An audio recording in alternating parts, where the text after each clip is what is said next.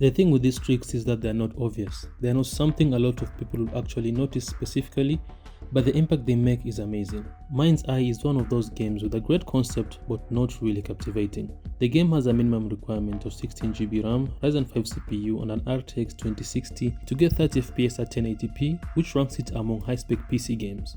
So what settings should we tweak for smooth gameplay? How do we deal with the lagging or crashing? And what should we do to achieve at least 30 FPS on a low-spec PC? I'm Mr.CanIplay and welcome back to my channel where I do low-spec gaming tutorials. Now the goal is to get you to play any game on a low-end device. Now this video is specifically for those with low-end PCs, and I don't mean some 4GB RAM cause that's a dinosaur. The two tricks that will get you more FPS if you're using an old GPU like the GTX 1050 is number one, lowering the in-game settings to very low.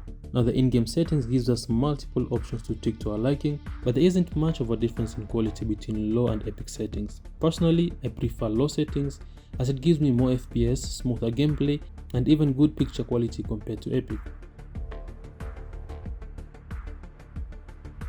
Now number 2 is tweaking the configuration file, which is found in local appdata, Mindseye folder, saved and configuration folder. Now open the file here with notepad and make all the changes you need. I usually set everything to 0 and save my folder. If you're having trouble lowering the scale, then you can start the game in windowed mode and you can reduce the resolution scale using your cursor to however you see fit. Now let's see some of the changes when compared to epic settings. Global illumination, which stimulates how light bounces off surfaces to illuminate other objects, creating a more realistic and immersive environment, has a major change in broken graphics by illuminating light on all surfaces even when it's dark. Texture quality, which gives more visually appealing quality on the textures, gives a rough edge on both the surrounding and the character. Foliage quality, which determines the density and visual fidelity of vegetation, reduces the amount of vegetation rendered, thus increasing performance.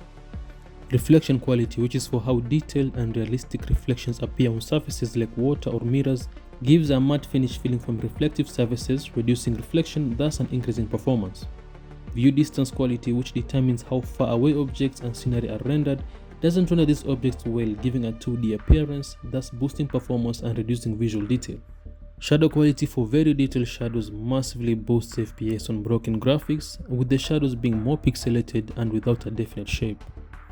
With that, let's check out how it looks, feels, and even compare to maximum settings. Cyber infiltrations, even hack the CIA, it leaves no footprint, ever. Other than the occasional fuck you note. Sounds like a true artist. Can't wait to meet him.